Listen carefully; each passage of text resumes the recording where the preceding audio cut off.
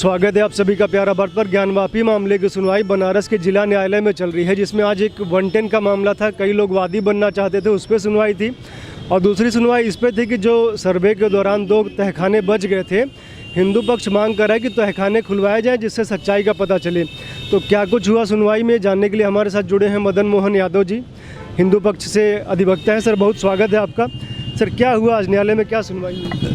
आज तो सबसे पहले विपक्षी यानी मुस्लिम पक्ष द्वारा माननीय न्यायालय में प्रार्थना पत्र दिया गया था और आज की कार्रवाई को टालने के लिए वो चाह रहे थे कि उन्हें नई तिथि मिले और अग्रिम तिथि का सुनवाई हो।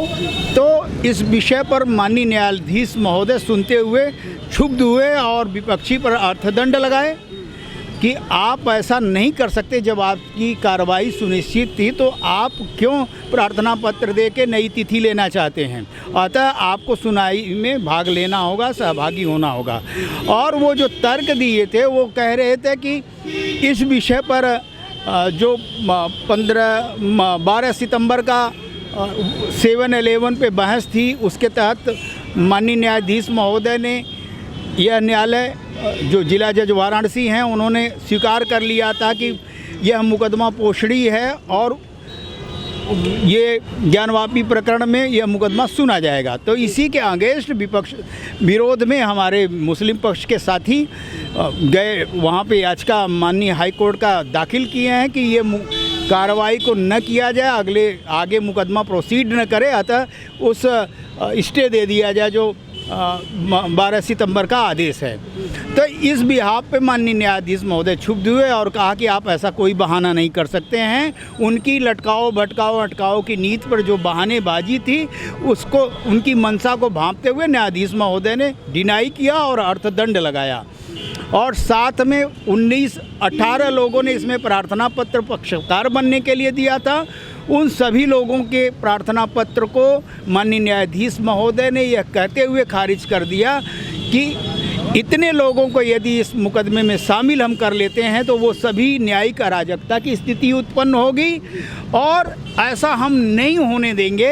और ऐसी दशा में जो वादनी हैं, उनके अधिवक्तागण हैं, जो पैरोकार हैं, जो पैरवी कर रहे हैं, इस मुकदमे को न्यायिक दिशा देने के लिए, उसको सुनिश्चित करने के लिए वो सक्षम हैं, काफ़ी योग्य लोग हैं। अतः और लोग इसमें पक्षकार बन के प्रार्थना पत्र दे के इसको लंबित विलंबित न करें। इन सब को सुनते हुए माननीय न्यायाधीश महोदय ने पुनः उन सारे जो लोग प्रार्थना पत्र दे के इसमें हाजिर हुए थे, शामिल हुए थे, उन सबको खारिज कर दिया।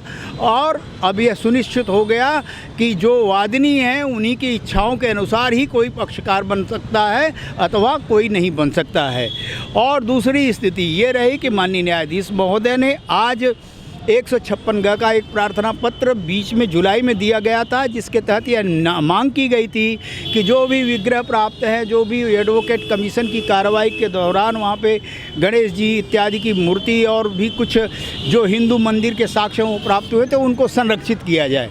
तो उसको और 82 का प्रार्थना पत्र दिया गया था। उसमें माननीय न्यायाधीश महोदय ने इस प्रार्थना के अंतर्गत जब एडवोकेट कमीशन की कार्रवाई हुई थी तो उसी समय 2 तहखाने बंद थे, मलबा डाल के बंद किया गया था। अतः इसी प्रार्थना के अंतर्गत यह माननीय न्यायाधीश से आग्रह किया गया कि उस मलबे को हटा के कार्रवाई सुनिश्चित की जाए और एडवोकेट की कार्रवाई संपूर्ण हो, युक्त हो, न्याय संगत हो, संपूर्ण हो। इस विषय पर विस्तार से सुनते हुए साथ में माननीय न्यायाधीश महोदय ने इसको 82 को 156 को 2 नवंबर की तिथि दी और कहा कि अगली सुनवाई हम उसी दिन सुनेंगे। तो आज मुस्लिम पक्ष को अर्थदंड लगा, साथ में इसमें जो लोग पक्षकार बनना चाह रहे थे उन सबकी याचिकाएं खारिज की गई और यह सुनिश्चित किया गया कि 82 का जो एडवोकेट कमीशन की कार्रवाई अधूरी रहेगी उसको भी माननीय न्यायाधीश महोदय 2 नवंबर को सुनेंगे। साथ में 156 ग का जो प्रार्थना पत्र है कि वहाँ पे जो विग्रह इत्यादि प्राप्त है उनका संरक्षित किया जाए। तो इन विषयों पर ही केंद्रित आज का बहस थी। तो उसको हम लोग आशान्वित हैं कि अगला न्यायाधीश महोदय अगली 2 नवंबर की तिथि पर जब सुनेंगे तो हमें न्याय की आशा है। हम उसमें माननीय न्यायालय से अपेक्षा करते हैं कि जो हमारी सांस्कृतिक धार्मिक न्याय की एक बड़ी लंबी लड़ाई है, देश को आज़ादी मिलने 75 साल हो गया, परंतु अभी तक सनातनी हिंदुओं को, करोड़ों सनातनियों को आज तक न्याय, धार्मिक और सांस्कृतिक न्याय नहीं प्राप्त हुआ है। वह सुनिश्चित हो तो यह जो याचिकाएं हैं ज्ञानवापी प्रकरण से, चाहे मैं याचिकाकर्ता अवश्य ही कृष्ण जन्मभूमि मुक्ति में भी हूँ, तो इन सबको माननीय न्यायाधीश महोदय न्यायालय से हम अपेक्षा करते हैं कि वो धार्मिक सांस्कृतिक न्याय की हमारी लड़ाई पूर्ण हो, यह देश अपने सभ्यता, संस्कृति, धर्म सबका अधिकारी हो, पुनः वैभव को प्राप्त हो। इसी विषय को लेके हम लोग लड़ाई लड़ रहे हैं जी। मुस्लिम पक्ष पे कितने रुपए का अर्थदंड लगा है? एक टोकन मनी लगी। अर्थदंड तो अर्थदंड होता है। गत बार तो इनकी शरारतों के नाते 500 रुपये लगा था, इस बार 100 रुपया लगाए हैं। और साथ में माननीय न्यायाधीश महोदय ने चेतावनी दी कि भविष्य में ऐसी कोई भी आप गड़बड़ी करेंगे तो अर्थदंड की राशि बढ़ेगी और आपको और भी प्रकार से हम दंडित कर सकते हैं। अच्छा, ये कह रहे थे कि आज सुनवाई नहीं होनी चाहिए क्योंकि मामला हाई कोर्ट में चल रहा था। ये बहाना किया और उनकी बहानेबाजी को न्यायाधीश महोदय ने संज्ञान में लेते हुए कहा कि जब आज की तिथि निर्धारित थी तो आप किसी के माध्यम से वहाँ पे अधिवक्ता के माध्यम से, याचिकाकर्ता के माध्यम से अपनी बात हाई कोर्ट में कह सकते थे, लेकिन वो बहानेबाजी यहाँ नहीं कर सकते। आज केवल हिंदू पक्ष ने अपनी बात रखी कि मुस्लिम पक्ष ने भी रखी? मुस्लिम पक्ष केवल प्रार्थना पत्र दे के इस मामले को लटकाओ भटकाओ अटकाओ की जैसी उनकी नीति थी। 1991 से एक मुकदमा चल रहा है 610 1991 का, स्वयंभू लॉर्ड विश्वेश्वर वर्सेज अंजुमन इंतजामिया मसाजिद। उस मुकदमे में भी इनकी अभी तक लटकाओ भटकाओ अटकाओ की नीति रही। तत्कालीन परिस्थितियां विपरीत रही, इस नाते वर्शिप एक्ट, वक्फ बोर्ड की प्रॉपर्टी का शो करते हुए वक्फ का कानून और वक्फ बोर्ड ट्रिब्यूनल का बहाना, दीन मोहम्मद के केस का बहाना जो 1936 में चला था, उन सब का इकट्ठा ये बहानेबाजी करके उन मुकदमों को लंबित करने की इनकी आदत है। ये न्याय नहीं चाहते हैं कि न्याय इस देश में हो, ये हर तरह से इसको लटकाओ भटकाओ अटकाओ चाहते हैं। इस देश की न्यायपालिका के रक्त की अंतिम बूंद चूसना चाहता है मुस्लिम पक्ष। हिंदू पक्ष ने कितनी देर तक अपनी बात रखी आज?